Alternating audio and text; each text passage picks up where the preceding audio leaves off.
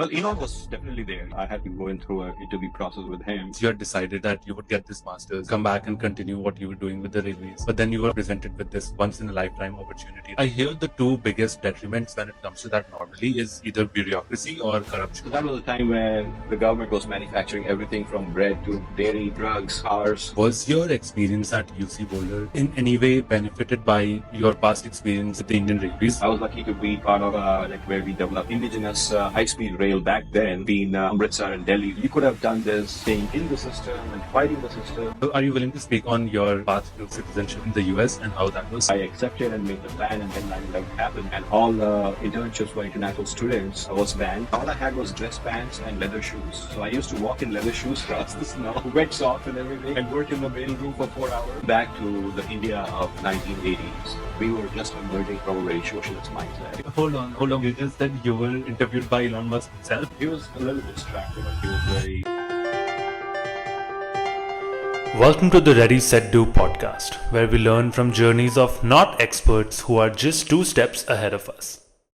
I'm Naman Pandey, and in this episode, featured guest is Sanjeev Sharma. Sanjeev is a principal engineer at SpaceX, but perhaps more importantly, one of the most illuminative flag bearers of what the American dream looks like in practice. We begin with going over Sanjeev's time with the Indian Railways in the early 90s, and he walks us through exactly what it felt like for India to recover from the extremely socialist hangover that it was recovering from. During his more than a decade with the Indian Railways, Sanjeev contributed to some of the most cutting-edge design work and led the cornerstone for high-speed rails that we see today, such as vandebharat, and then went to University of Boulder, Colorado for his master's in mechanical engineering. While the goal was always to deepen his mechanical engineering expertise and then come back and continue his work with the railways, fate had other plans, and Sanjeev continued his career in the US working at Seagate Technologies and then eventually ending up at SpaceX. While there are many amazing takeaways from this episode, this journey from the Indian Railways all the way to SpaceX to me is a fascinating snapshot in demonstrating exactly why the American dream attracts tens of thousands of people towards itself, almost like a self-fulfilling prophecy. This is the Ready Set Do podcast, and to support it, please subscribe to the YouTube channel and leave me up to a 5-star rating on Spotify, Apple Music, or any podcast app of your choice. And now, my dear friends, here's Sanjeev. Sanjeev, welcome. Thank you. Thanks for having me. So I'm absolutely buzzing to get into all of your amazing experiences that have gotten you, right now to SpaceX. But I kind of want to start with your experiences with the Indian Railways. It's just one of those things to, when two words you put them in the same sentence, it almost feels just weird sometimes. So to put Indian Railways in the same sentence as SpaceX is just really interesting for me, and especially you being a person that has been in both of those places. I wanted to begin there. I know you spent a decade, almost more than a decade actually, with the Indian Railways. So I want to understand what that was like, and maybe if you could contour that answer with what India was like in the 90s, especially as a person that wasn't even alive in the early 90s. Yes, So actually, yeah, this is a really, really nicely framed question. Let me dive into some perspective. So, from the very beginning, my dad was an engineer, and I was always attracted to engineering. I wanted to learn more about, machines and how humans design these machines and make them and stuff like that. So I was trying to pursue engineering in IIT Roorkee. It was called University of Roorkee at that time, and then I got admitted into this railway institute, which recruited people from like 12th graders straight up with the interesting. UPSC and stuff like that. So, and the whole process takes about 8 months. So I was already in Roorkee doing my first semester, way into my second semester, and suddenly got this confirmation. I switched and joined Railways. Hmm. And this is a college in within Railways, which teaches you mechanical engineering 4-year course, which has emphasis on both theory and practice, and with a lot of emphasis, of course, as you would imagine, on railway technology. So I started learning about railways, got interested, went to, after graduating from there, I went to Eastern Railway back then in Bihar, in Dhanbad, worked there for 2 years, mostly in operations. And Hmm. while working in operations, I kind of realized that the key role that design plays into large systems and large technologies, And that's Interesting. why I wanted to migrate myself into design, because that's where everything starts from. And since then, I moved to a railway factory, a new railway factory in Punjab called Rail Coach Factory, where it was brand new at that time in the 1990s, where they were bringing in computerization into design and into manufacturing, and it was a very exciting place to be in. I learned a lot through my superiors, through my colleagues, peers. We had, strangely enough, like even being in government, there was no shortage of funding. We had Wow. really the state of the art technology available to us, and it was a very exciting time to put together a team and start off designing new things using completely new methods and technology and computers back then. Uh, and that kind of Absolutely. yeah, that kind of just sparked a fire in me that I wanted to be an engineer and working in design and analysis all my life. And So, so sorry, yeah, really, go ahead. really sorry to interrupt, but just, from whatever you've laid out already, I have like four different questions that I want to drill Okay, into. let's play it slow. Like Perfect. Yeah, yeah. I'll have you ask the questions, and yeah. Perfect. Yeah. Because, like there's you're laying out such interesting things, and I feel like as you keep going, those interesting things will keep increasing, and I'll just keep, lose track of my questions. So first being that, for me, or at least the uninitiated, it sounds like IIT Roorkee, or as you said at the time, University of Roorkee, is a way more prestigious place to be. It sounded like it's very hard to get in and all that. So I'm just trying to understand why you would leave that and go to a railways university. So can you just elaborate a little bit more Yeah, on that okay. decision? And yeah, that's a good thing, a good point. Going back to the India of like 1980s, we were just emerging from a very socialist mindset, and there was Mm, hardly any private sector opportunities. So a lot of people, a lot of engineers who really wanted to do good would actually leave the best colleges and go to the US directly, mm. or those who stayed would only aspire to come into the government service because there was not much Private. private sector around, Got it. and so that was a time when the government was manufacturing everything from bread to dairy drugs, cars, Hmm. automotive, everything. So the government job was the end goal for people who wanted to stay on. And this railway institute was kind of a gateway to a government job. And Mm. also, this was Interesting. very prestigious as well in itself. Like there was only, I think, 20 people or less in every year's batch out of applicant pool of maybe 30, 40,000. Hmm. So it was very prestigious at that point, and it was fully paid for, fully funded by the government, and a very prestigious thing to join. So I thought about it a lot, but in the end decided to join it. So it was great learning technology, firsthand uh, as a student, then joining this world of really heavy applied engineering. So that was the draw, Makes basically. sense. That's really helpful context, especially as I'm sure you're aware right now, the pendulum is swung to the other side where, obviously in India, there's still a great demand for government jobs. There will always be. It's just one of those slash prestige things. It's just unparalleled. But obviously now, if somebody were to be, if somebody were to make that decision, I think it might be, a much more nuanced decision. It might not be as straight cut as it was for you. Would you agree? Yeah, exactly. I mean, people don't realize, people today's India do not realize that all the way up from 1940s, so when we got our 47 independence, all the way to let's say late 1980s, we only have two cars that were allowed to be made in India, and for even buying those cars, there would be a license required, a waiting list of 4, 5, 6 years. Wow. Uh, all of that was so different from what it is now. That the options for someone to practice, engineering at a bigger scale were only limited to government, more or less. Hmm. So that was the world back then. And like I said, I mean, in every circumstance, I guess the common, theme here is that in every circumstance, you have some aspirations and you look around your environment and decide what's best. What is the best way to fulfill that? Hmm. And in that the government was the best thing. Yeah. I'm so curious to explore any other themes or any other, standout, maybe not themes, but just instances that stick out. Like the example you gave with the cars, I think was very pressing for me. I think it really helps me contextualize.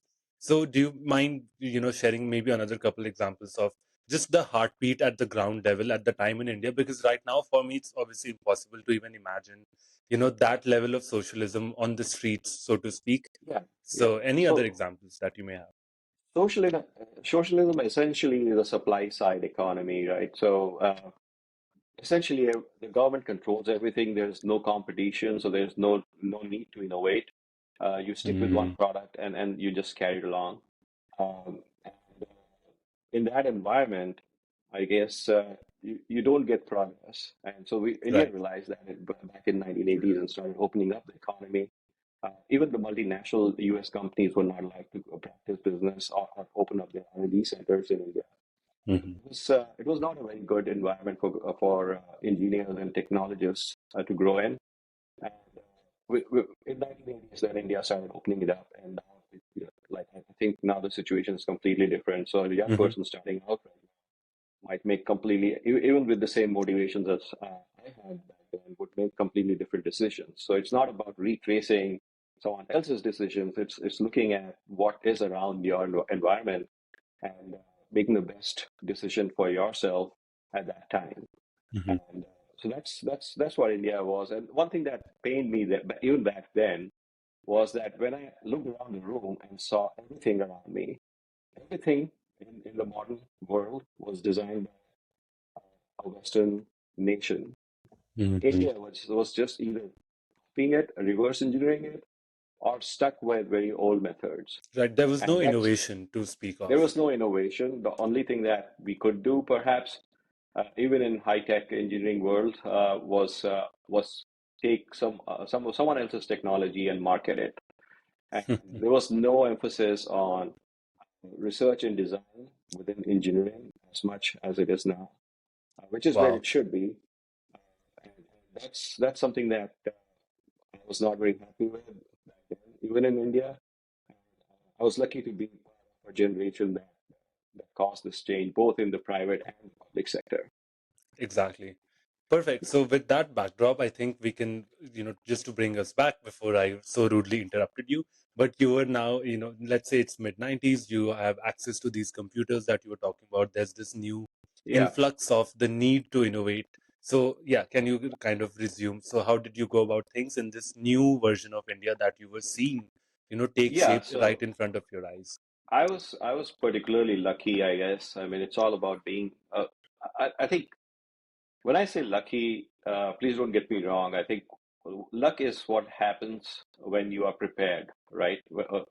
Luck is the opportunity that happens when you're prepared, and basically taking advantage of the opportunity when you're prepared. But I was lucky in a sense that I wanted to do this, and I ended up in a place where it was a brand new factory, brand new design center, Hmm. funded heavily, and had the cutting edge technology, had really great group of peers and superiors to work with, and learned a lot, learned astoundingly a lot. Like even had I been somewhere else, I would not have learned as much. And then we started doing things in terms of design of rail cars and coming up with the faster and faster design cycles. Hmm. And it basically became the entire team came together, and we did things that were that was not unprecedented, I would say, Right. in the railway government sector in terms of the speed and execution of projects. And I was lucky to be part of a project where we developed a indigenous high-speed rail back then. I know that we have vandebharat right now, but even before that, we had a train that went between Amritsar and Delhi for about 7-8 years, Hmm. and that was a high-speed train which I was lucky to work on, and a couple of other projects. So there was a project. The thing that really sparked my will to come back to academics and learn more was that there was a project with the United Nations Development Fund that brought in international experts to the railways, to our design group, and Wow. had them teach us design from scratch. What year was Not this? This was back in I'd like to say 1995 or so. Interesting. Yeah, Okay. Hmm. and so we had now this group of design experts, PhDs from rest of the world coming in and teaching us design principles, first principles, and how to go about designing a new rail car, how to go about designing in vehicle dynamics and mechanical Hmm. design and all of those things. And these were widely interesting fields for me, but after a certain point, I felt that I was not able to absorb everything that they were trying to communicate or trying to point me towards. And that's why I decided that it's about time I should probably go back to school and learn more to become a better mechanical engineer. And what And was your designation at the time when this was happening within the railways? so uh, I started off, so we start typically off as assistant mechanical engineer. That was my designation in Dhanbad, and then with divisional mechanical engineer, looking at entire Dhanbad division, which is a huge one. And then when I came back into rain coach factory, I was uh, DME again, the design mechanical engineer, and then Okay. deputy chief mechanical engineer design. So I was basically responsible for a group of 70 design engineers, and we had a full design group that was doing both rail car as well as the undercarriage and all of that. I It see. was a pretty exciting, yeah, pretty exciting And time. just to understand kind of where the realm of your responsibilities started and ended. So you were doing design. Were you also involved at all with the actual assembly and the actual building or coming Yeah, together of these things? Or what? yeah. A large part of my job, uh, the way that the design group there was functioning is that they were doing not just design of rail cars, they were also designing tools for the Hmm. factory. So a large Interesting. part of my job was tool Okay. Wow. design and Hmm. then design the rail car and then get it manufactured as a prototype set in the factory. So after my design cycle was done, I would spend often half a day in every week Hmm. depending on which phase the Yeah. project was in.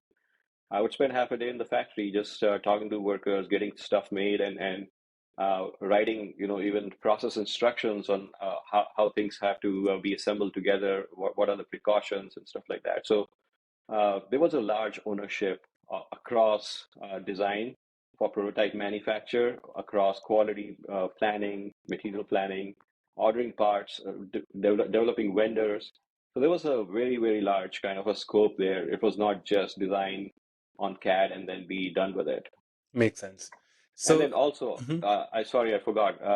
There was also this component of once the design is made, it's a very highly regulated, obviously, transportation sector. So I also had to work with the regulatory authorities to Wow. test and clear it. So we also participated in uh, testing both in the lab as well as on the field. Interesting. So, and obviously the regulatory authority is independent of the railways, right? Those are not the same organizations, obviously, They right? are they are part of railways and Okay, outside railways as well. So yeah, so right. it's a mix. Yeah. Okay, makes sense. And so when you hear about these type of things, at least in my perspective, whenever there's, materials involved, there's a lot of, just a transfer of a lot of goods and such. I hear the two biggest detriments when it comes to that normally is either bureaucracy or corruption. So did you have to deal with either of those things? And if so, do you have any instances around how that was like? Yeah, I mean, that is true. I think that was true then, and from what I hear from my ex-colleagues, it's true even now, sadly, that what's holding back a lot of progress, I believe, in India, both in the private and the public sector, I wouldn't exclude private sector, is corruption and Hmm. bureaucracy.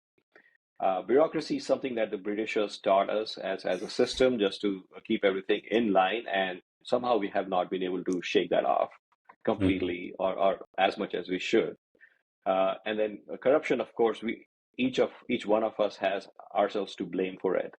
When I was within the organization or within working in India, I would say I would not blame any one organization for it. I could see it across the board. Like it was in my organization, it was outside my organization, it was in the Really? private sector, everywhere. And in my view, corruption is like work. If you're a marathon runner and you deny yourself oxygen, that's how you would perform with corruption. It basically sucks the oxygen out of the room for everything. Hmm. And there's one thing that I kind of am not very happy. Uh, and stepping back, I guess, I mean, obviously, I'm now a US citizen settled down in the US, and people will always point out that corruption is universal, it's everywhere. And it is in the US as well, no doubt about it. What I mean by corruption here, though, is not the corruption at the very top of the power or financial pyramids. Yeah. What I mean by corruption is the everyday middle class, layer being corrupted. And that makes a big difference. So if you're in the US, if you get a ticket, the cop is not going to ask you for bribes and let you off and stuff like that. Yeah, you'll probably get into trouble if you even offer a bribe, right? Exactly. Yeah. And so people have very creative ways of finding out how to make extra money from the job that they've been assigned to, and which is why there's like this. If we are being honest, I think a lot of craze for government jobs is because of the status and job security. And some of it, at least, is because people think of this as an opportunity to be corrupt For sure, and be well off, a hundred right? percent. Yeah, yeah. So I think that is always been there, and unfortunately, I think India has been trying to shake it off, and I wish it all the best. But what I mean by corruption is this middle class layer uh, that just has itself to blame. We should not look at politicians. We should not look at the people higher up in the ladder.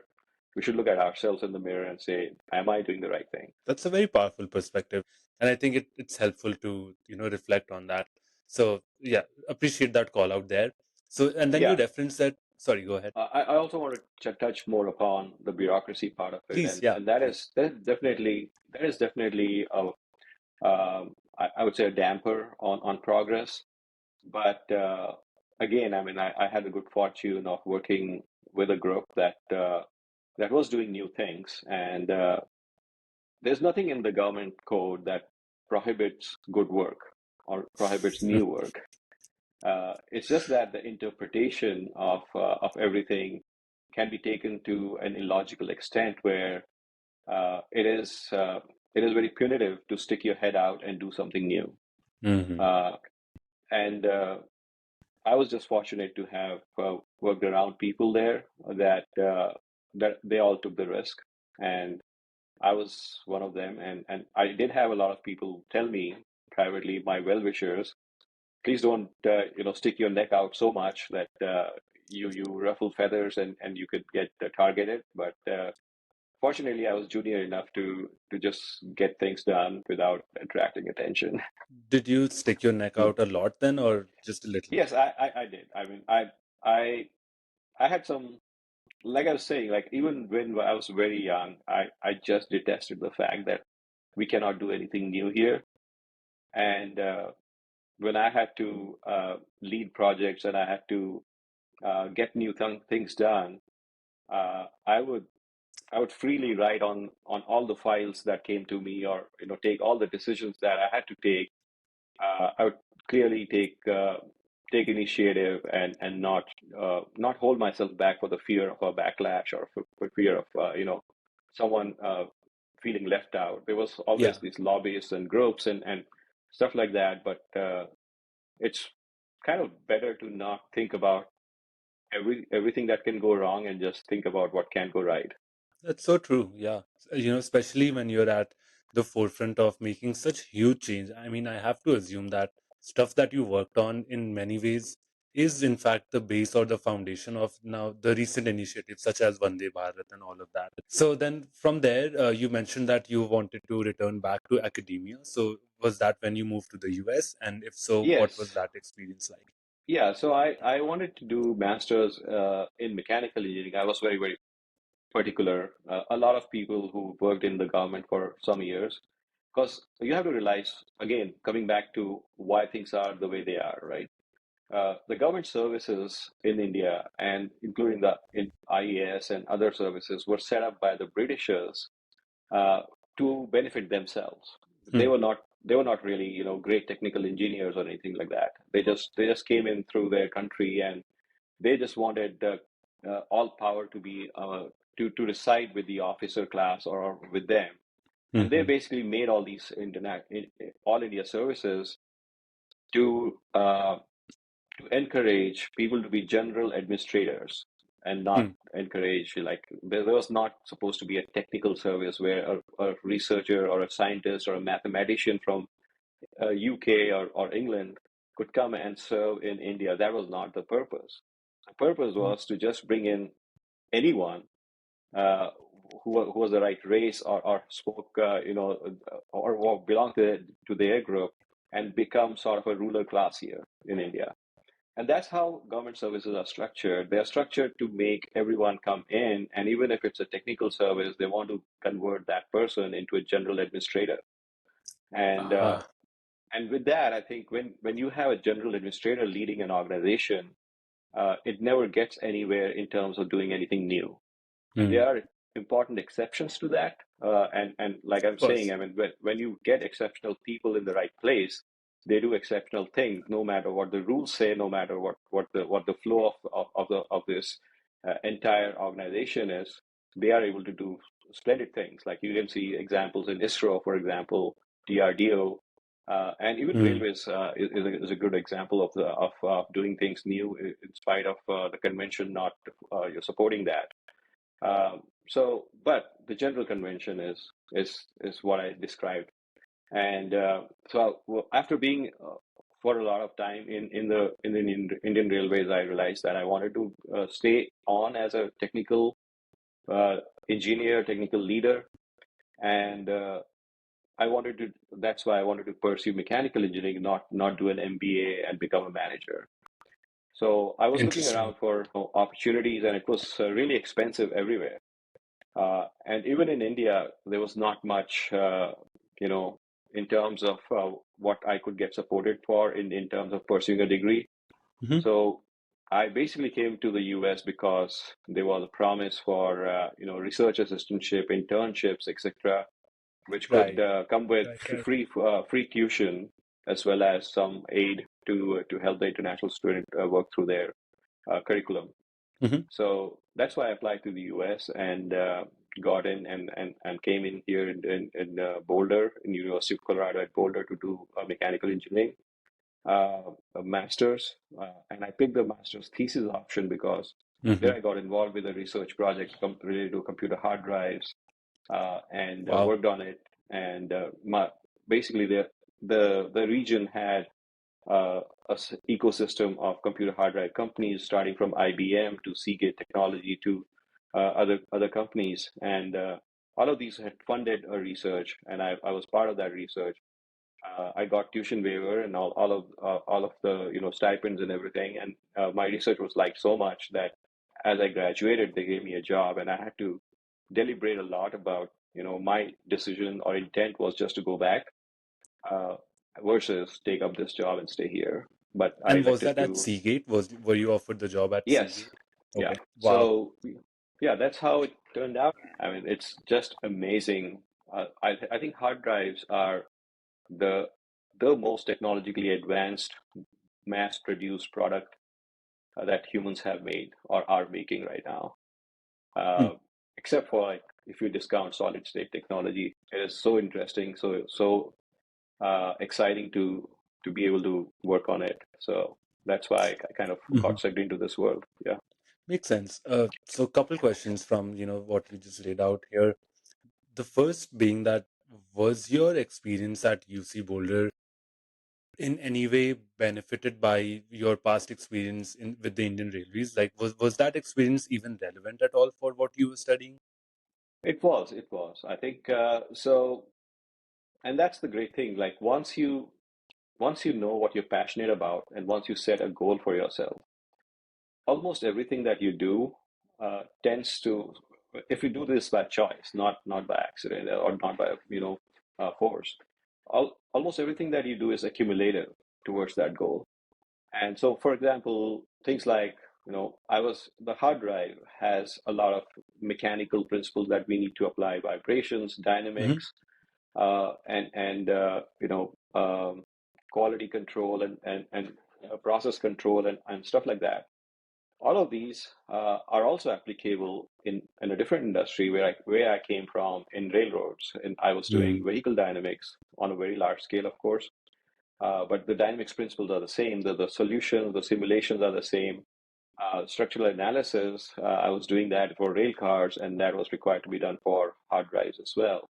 So a lot of the analysis tools, a lot of the theory and the practice, and the and not just that, a lot of industry principles, for example, statistical quality control and prototyping and all of these, like designing experiments and stuff like that, all of that got carried over to the new job as Awesome. well. So Awesome. it's not as Gotcha. if I could only implement a brand new set of knowledge that I gained from this 2-year course. That would not have made me successful. Hmm. I became successful in the hard drive industry because I had this, theoretical background Right. complementing what I already had done before.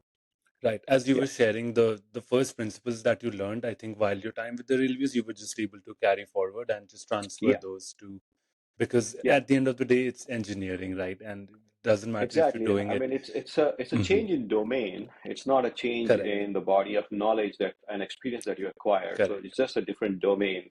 And even that domain, I don't want to belittle the gap there, because I can tell you from my personal experience, I did join the company, and for the first 6 months, I would sit in meetings with the experts in the company, and I was just trying to figure out what they're talking about. It is such a so the hard drive, like I explained, is very, very intricate and very Right. sophisticated. What's happened there is that over 6 decades, it has evolved into a very dark, and also not dark but deep, excuse me, very deep and narrow field, and Mm.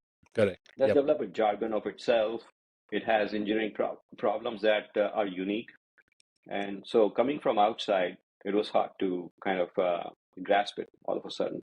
So that it's a big gap, Okay. but you can tread it if you have the same first principles and kind of common body of knowledge that you're relying on. Absolutely.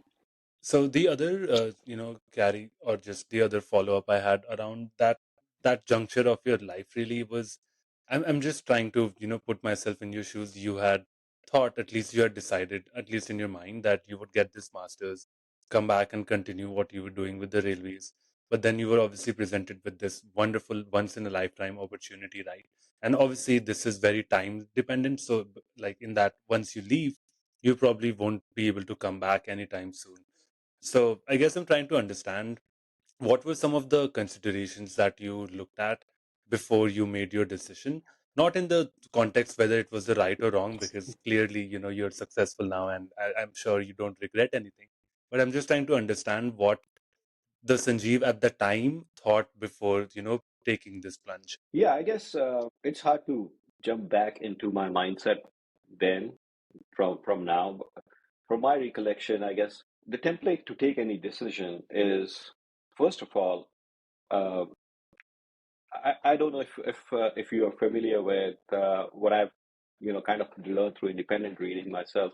There's a Maslow's triangle. Maslow was like Yeah, a yeah, of course. psychologist, Yeah. Hierarchy of right? needs. Yeah. Hmm. Hierarchy of needs, essentially. So I strongly believe that, and I believe that the goal or the purpose in life should be striving for excellence. And in that, I think, so once the other needs are kind of met at a threshold, then you Hmm. progress to a point where you kind of say, what's your purpose in life? What do you really want to do? And kind of move towards that. And so that was one of the big things, that Seagate technology was at this cutting edge of research. In fact, some of these, technologies that were evolved for the hard drives have been Nobel Prize winning. I'm not Wow. exaggerating. It was really at the cutting edge back then. And so being part of that was completely different from going back to railways and working in procurement or working in human resources, which would not have aligned at all with my interests. which Mm. I would have had to do.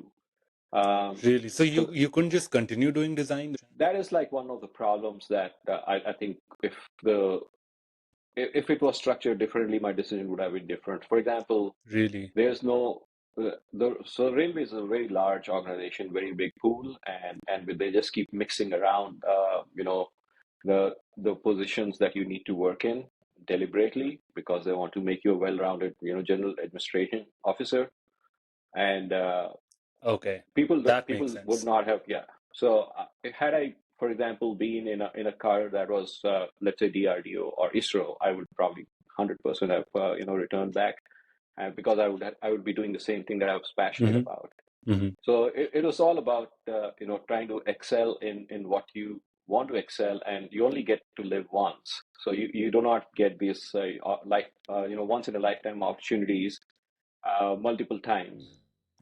So that was kind of the fork in the road, and I had to pick one path, and it's not easy. It's not like it doesn't work for everyone. But what are my guiding principles in life? I think that is that would be very useful for everyone. Is kind of like very stoically, like very much you know uh, like they have in Hindu philosophy. Do not hold any regrets. Like my philosophy is, once you take a decision, trust yourself to have taken the best decision for Mm-hmm. yourself at that age, at that time, at that in those surroundings. Don't look back and keep thinking what if. Mm. It is the thing is done then, right? Right. Think Yeah. hard. There's no way to Yeah, go back now. Yeah. yeah. Think very hard about taking the decision, but once you've taken it, hold no grudges, hold no grievances, hold no regrets. That is, just move on. So yeah, I love that. I don't regret taking that decision back then, but these were the kind of drivers. Very, very interesting, and maybe I'm slightly biased because the reason I was trying to, drill into that a little bit was I think I will be faced with a similar decision soon here. So yeah, because I'm at that fork, or I'm approaching that fork pretty much where, Yeah, I and either decide to stay here or go back. So yeah, exactly. I think, and being of an Indian heritage, it's even more difficult. I've seen international students come from countries where they really have no intention of even going back once yeah, they for take the sure. decision. Yeah. Being from an Indian heritage, it's not like that. It's very, very emotionally taxing, and it's very difficult to make that decision. There's always this argument that you could have done this staying in the system and fighting the system, or you could have done this Mm. outside the system. You have to make your own choices in terms of you know how impactful you can be, and what gets you at the fastest. Um, and it's a different answer for everyone, different answer for Hmm. different people, and your answer may change. Even if the answer changes after 5 years, you shouldn't look back and regret taking the first step. Just make sure that you have fun all the way, and you learn all the way. And if your passions are the same, then everything that you do will accumulate and make you a better person.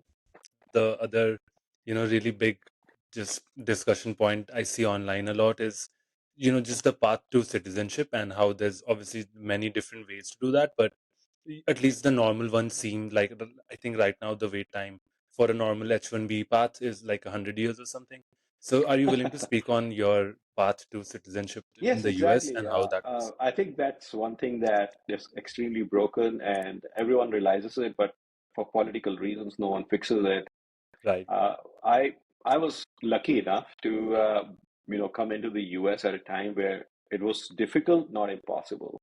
I see. I think if you look back in the 1970s and 80s, it was easy, I would Hmm. say, to if you wanted to migrate or if you had elected to stay back in the US after studies, it was pretty easy to get citizenship. By the time 1990s 1990s is not when I came in. I came in the US in 2001 or Okay. 2021 or 2001, yeah. Yeah. So in my case, the green card took about, I think, 7 years, 6 to 7 years. And after you Okay. get the green card, there's 5 years that you got to spend on green card before you get citizenship. Yep. And I like see. I said, once I had crossed the bridge, I had crossed the bridge. I was very, Right. eager to in fact walk into citizenship. Of course, yeah, It's naturally, yeah. yeah. I mean, I love India, of course, and my Indian heritage. But it's just that the roll of the dice and how life turns out. And once you Yeah. adopt a country, uh, I don't have any regrets about taking that decision at all. But it was for me like to answer your question, it was almost a period of like 20 years or so I see. uh, Gotcha. on the citizenship. Yeah. Makes sense. Yeah, that is definitely not true anymore. So, it's just a sign of the times, I guess. And I think, as you very rightly pointed out, it is very easily fixable. But I think the general consensus, at least among American politicians, is that if it ain't broken, then why fix it? And so I don't think it'll be fixed anytime soon, because for them, it's not broken, obviously. The other thing that caught my interest was you said 2001. Didn't 9/11 happen in 2001? Did that impact? Like, Yes, what was that that like on the ground? that was actually a thing that almost threw a wrench into my plans. So Really? uh, the reason why I looked at University of Colorado at Boulder, I had only like I had no in I was not in the universities at that time, right? I was working on a job and a very Okay. busy job at that. So I basically did my GRE and applied to four colleges by default that you get, and those four names were.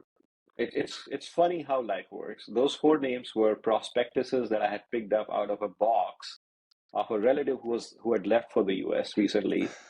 So those I just applied for those colleges, four colleges. I had done no research on which college is better, or I just read their prospectuses and they had something on mechanical engineering that interested me and I applied to them. So that's how I Gotcha. ended up. And then out of those four, why did I select University of Colorado Boulder? Because there used to be a dean there in the mechanical department, and I talked to that person after I was confirmed admission, saying what are the chances of me getting a tuition waiver because I cannot afford tuition. I'm just a government Mm, servant here. The tuition itself would be like 2 years of my wages. mm. I and I don't have enough saved obviously for giving that much into tuition. So he said, yeah, why don't you just come over here? We have a ton of international students and we give internships in aerospace companies that are abound here. Your experience will align with that. And so that was kind of the talk on why I accepted and made the plan. And then 9/11 happened, and all internships for international students was banned or Oh, got. whoa. And then that's why when I landed up in Boulder, I did not have any tuition waiver or assistantship. It was a big risk. And they said everything related to working off campus is taken off the table for international students. You can work on campus with research projects, and the only Hmm. research project available is this hard drive, and you don't have any Okay. experience with that. But I looked at the project and I said, I've done something similar. Let me try it. And Wow. my advisor, told me, okay, work on it for, on an hourly basis for 3 weeks, 4 weeks, and I'll evaluate you. And if you're doing good, then in the next semester onwards, we'll give you a research assistantship. And that's how I picked Wow. it up. So it was a big risk. It Wow. was, it That's such almost, a cool story. Yeah. I mean, I it can't even almost broke my imagine plans. what it must have been like for you for those few weeks where you were, on that probation period. You must have just been giving it your absolute all, right? Probably. Yeah, yeah, and it's pretty daunting. You have to realize, like, I was in a job, professional job for 10 years or 9 years. The first class that I ever attended at University of Colorado Boulder was a math class. It was advanced math, not just like starting from Oof. scratch. And he will have a professor scribbling like differential equations on the blackboard, and everyone around me is 10 years younger than me and just fresh out of their undergrad, Damn. and they're cracking at it, and I'm here trying to figure out. There used to be like basic trigonometry, like a sine theta and cos theta, which one is which. I'm trying to figure that out. That was my first day in the class, and then I said, have I done the right thing? Like, I don't have money. I don't have like the qualification that I need to compete with these set of people, because everything is graded on a curve, like in Correct. academia. And if I don't get a good Correct. grade in my first semester, then I don't get any Yeah. assistantship or any tuition waiver. So it was either that or just go back humbly in defeat. So, but I guess I mean you have to bank on yourself. You have to know what your capabilities are. You have to push yourself to the limit. If you're not uncomfortable, then you're not doing enough, basically. So was your solution just to, burn the midnight oil, just Yeah, toil yeah, yeah. an ungodly amount of hours every day to just bring Yeah, I yourself up to was, speed? I was completely like, I realized the seriousness of the situation I put myself in, and I kind of had to rise up to the challenge. I picked up an on-campus job, so that's another story. Here Mm. I was an officer in the railways. I hardly even had to carry my own files, working in the Right. office and walking around the factory. And on campus, I picked up a job at $7 an hour in the campus for supporting my daily expenses, Hmm. uh, Hmm. distributing mail in the university. It allowed me to basically, the job was to everything comes to a PO box, and we have these mail sorting rooms where we sort the mails and then we put them in bins, and then we take a van and drive around the campus, and I deliver them Yeah. to the front desk. So I picked that job up, and I was trying to get as much pocket money as possible. I was not even prepared. I had left it everything when everything came together. It was in such a rush that I did not even have time to prepare. Know nothing about the U.S. Weather, Yeah. education Yeah. system, nothing. Just was unprepared. I used to wear. I still remember Colorado. I joined in January. It was very snowing. It just snowed a lot, and it was very cold. And all I had was dress pants and leather shoes. So I used to walk in leather shoes across the snow, wet socks and everything, and work in the main room for 4 hours and be back for studying. Boy. Uh, so Oh man. life was tough. It was learning new things. Like when you don't prepare yourself well, you find yourself in difficult situations. But I guess I still enjoy that period. I think ultimately all of that gamble on myself paid off, I guess. That's just that. Yeah. I mean, that's just so inspirational for me to hear. Just what you've been through, especially looking at how you're currently at one of the. I mean, I want to be mindful here, but it's really it is, in fact, I think, according to me at least, and most of my friends and just online discourse, it is one of the most sexiest places to work right now. I'm referring to SpaceX, of course. So are you willing to talk about what you do there and just Yeah, kind of how sure. you got So to that position? so I worked in Seagate for a long time. Hmm. Got promoted as a senior manager there, and enjoyed my time with the team as well, and worked on challenging problems. We would basically deploy products in our manufacturing factory in Singapore. So I would spend time in Singapore, commissioning these new technologies, etc. And it was all going very well. The only thing that was going on in the background was that solid state technology was coming through, and the entire hard disk, environment. There used to be 22 different hard drive companies at one point, and then all of that collapsed as solid state drives started taking market share. All of that collapsed into like three companies remaining. What we mean by hard drive is that there's a disk platter made of aluminum, usually, or glass, that's coated with magnetic media. It's spinning around like Hmm. like those record players that you were seeing from the Yeah. past. And there's like a read write head that goes across. So it's all electromechanical.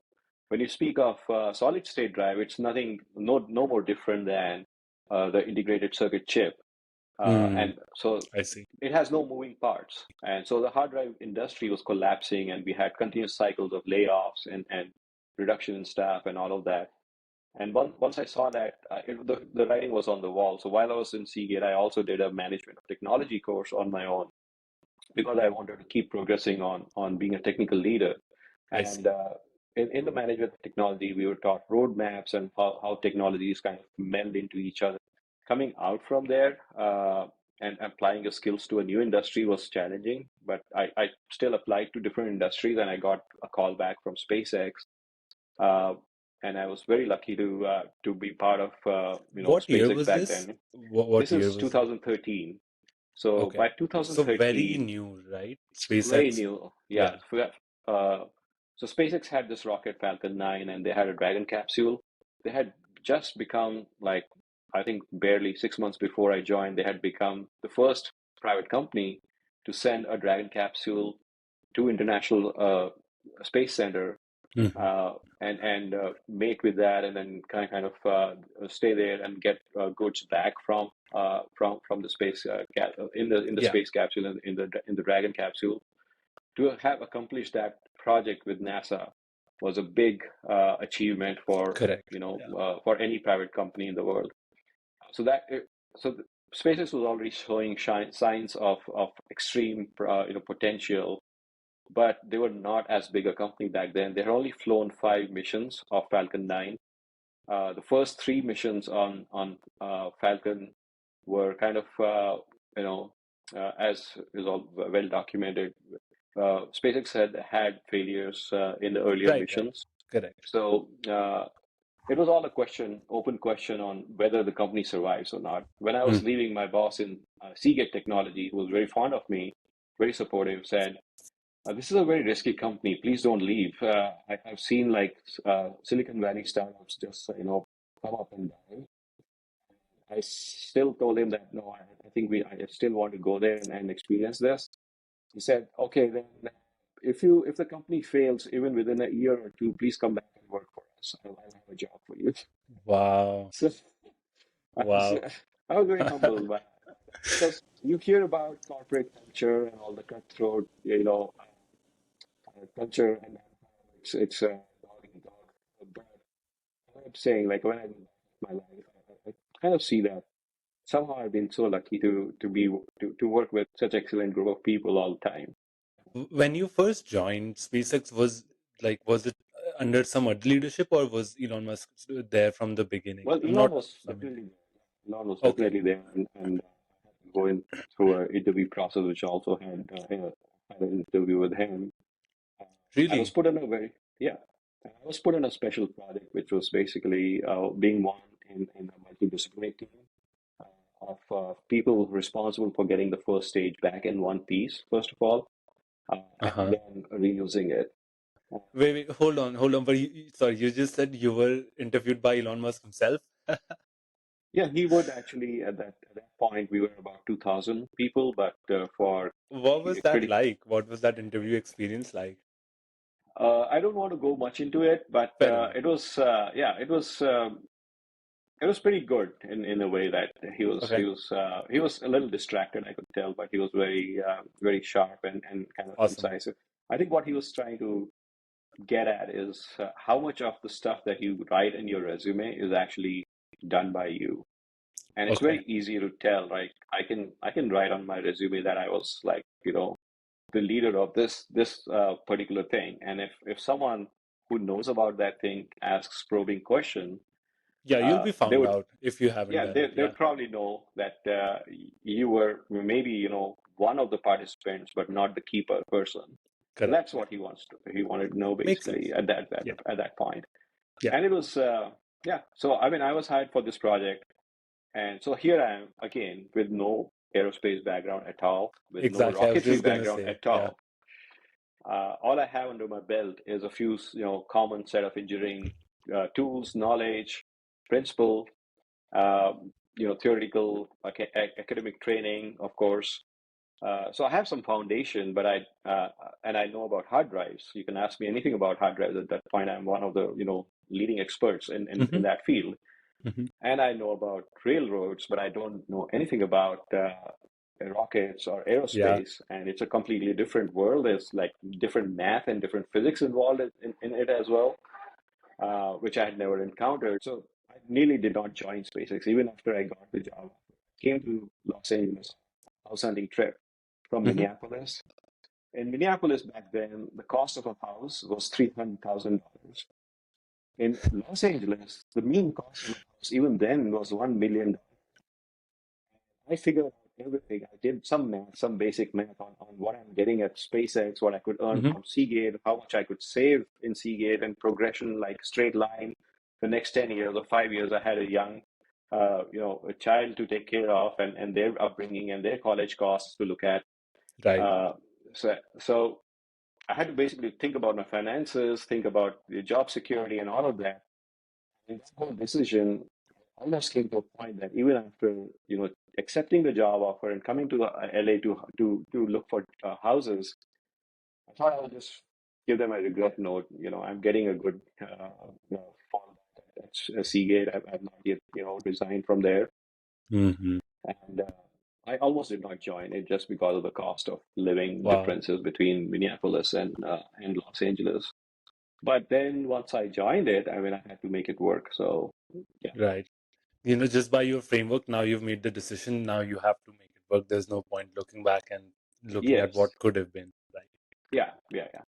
So before you make the decision, you think hard. Like I even had a spreadsheet back then on Yeah. Hmm. trying to plug in numbers and think hard and uh, sought advice from a lot of people. But in the end, a lot of advice contradicts, from one source to the other. So even though I am now trying to give advice to someone, my big advice is that don't follow anyone's advice completely. The Yeah. voice should come from within your heart. It's actually so. I'll digress a little in this to a Please. little anecdote.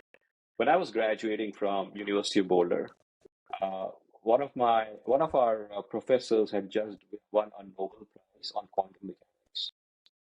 He Wow. was uh, he was a speaker at a commencement, and his advice to graduates still resonates with me. I have that on videotape somewhere. But he basically said that when you're faced with a very tough decision, think of it as like a quantum mechanics problem. You're looking at a closed box, and the answer lies within that box. And it could be yes or it could be no.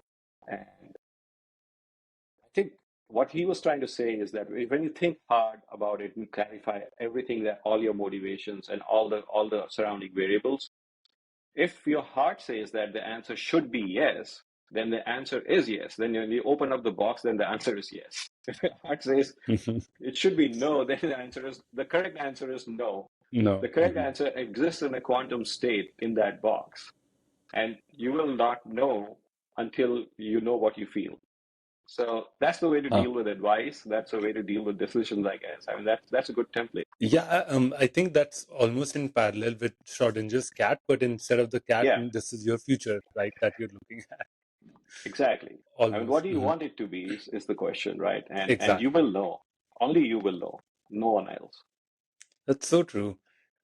What lies ahead in terms of your, career slash life path? What are some things that, keep you excited for the road ahead? So now I'm doing the similar kind of work that I did before, but applied to a much larger rocket, which is the Starship. So I'm in the Starship, Wow. what we call structural dynamics team. What this Okay. team does is essentially, again, the same principles that I've been using all along in my life. Dynamics, vibrations, mechanical strength of structures, all of those principles apply to rockets. And Interesting. again, trying to make this reusable. So that's the focus of my work. So everything that I've done in my life has kind of been additive and kind of accumulated into what I'm doing right now. It's I don't have like they have been detours sort of in terms of delving into new areas, but all of that only adds strength. It all makes kind of one single progression. Awesome. Before we wrap up here, Sanjeev, do you have any, you know, piece of advice for any of our listeners that are listening? I believe in three I's. What I mean by that is that the first I is that you have to stay informed, and that is like trying to build yourself, trying to strive for excellence. Now, whether when I say informed, it applies to like knowledge workers like me, but it can apply to anyone. Like if you're a musician, athlete, or performing arts, uh, you know, uh, uh, performing artist or writer, whatever. Try to build excellence. So that is like the first I. And the second I is stay informed, stay inspired. And so when you spring out of your bed every morning, you should just say, "Wow, this is a great day, and I'm going to achieve these things." You shouldn't like spring out of your bed saying, "Gosh, another day. When is the weekend due?" Right?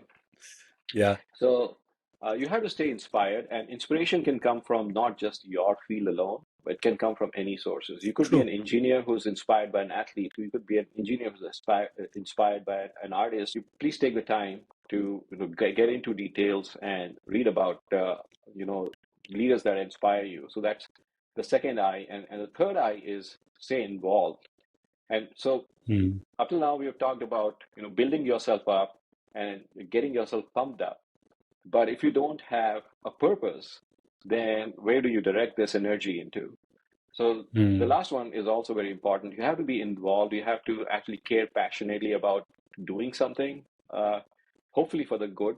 I mean, that's my drive is to work as a technologist in trying to improve infrastructure layer that helps everyone. So a rising tide kind of helps all boats. So True. if you reduce the cost of data storage, a billion users, come out of it. If you reduce the cost of access to space, you'll have a billion users come out of it. And engineers and technologists kind of all, not just me, every one of us is striving to do that.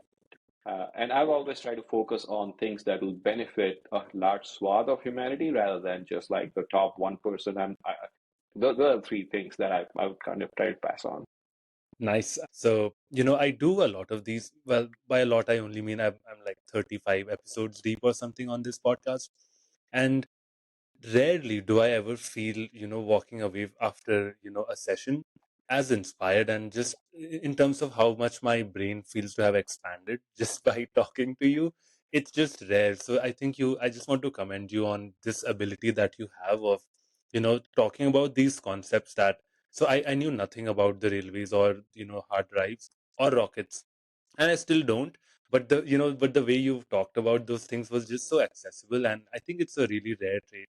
So I just want to thank you so much for your time here today, and I'm really looking forward to my continued association with really just following your journey and learning. Well, thank you for having me. And somehow my profile got viral out of my control or knowledge, and I've had a lot of questions asked on the same lines that we've talked about, and I think I'm thankful to you for having this podcast. Thank you. That brings us to the end of episode 32 of the Ready Set Do podcast. Thank you all for sharing these conversations with those that continue to benefit from them. If you would like to support me and what I do, the best way to do that is by subscribing to the YouTube channel and or leaving me up to a 5-star rating on Spotify, Apple Music, or any podcast app of your choice. Please check the links in description for further ways to support me. Catch you all in the next one. New episodes every Wednesday.